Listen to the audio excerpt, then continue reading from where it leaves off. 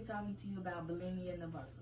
Bulimia nervosa is characterized by recurring binge eating and compensatory behaviors to avoid weight gain. This overeating may be followed by self-induced throw-up and purging. A child who binge eats much larger amounts of food than would normally be eaten, with a short period of time, often less than 2 hours. The frequency of binge eating varies among people with bulimia nervosa from a few times a week to more than 30 times a week. This disorder affects 1% to 3% of women and is associated with significant medical complications and substantial psychosocial impairment. Empirical supported treatments for bulimia nervosa results in symptoms abstinence in only 30 to 50% of treatment completers. Thus, identification for brain-based abnormalities that could serve as targets for novel treatments are crucial.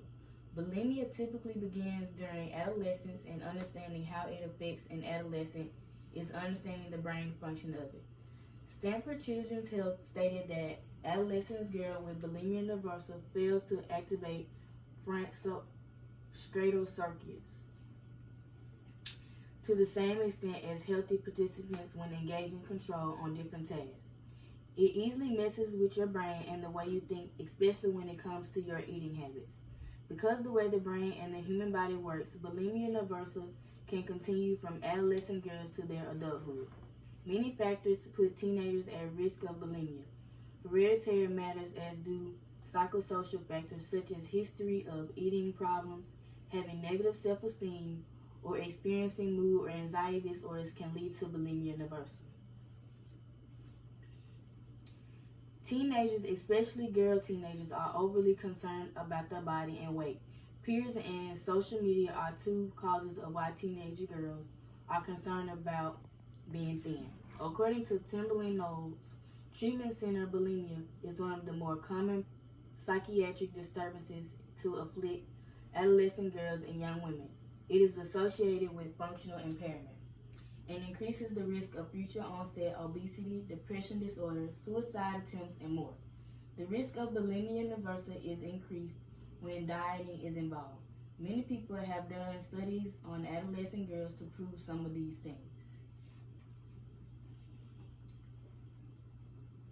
Girls engage in bulimic behaviors at much early ages. There is evidence that binge eating occurs in girls as young as 6 years old, and that the average girl first loses control over eating episode at 8 years old.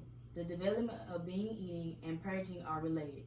According to Shannon Cartland, approximately half of those who binge eat by age 14 go on to develop compensatory behaviors, including purge, by the age of 17, thereby increasing the risk of bulimia nervosa. The early engagement in bulimic behavior is quite important for understanding the emergence of bulimia and concurrent psychopathology. Although risk increases overall across the adolescent years, this is evidence that different girls progress along different trajectories of change in eating pathology during those years. Parents, teachers, and coaches may be able to spot a child with bulimia, but many children with it first keep their illness hidden.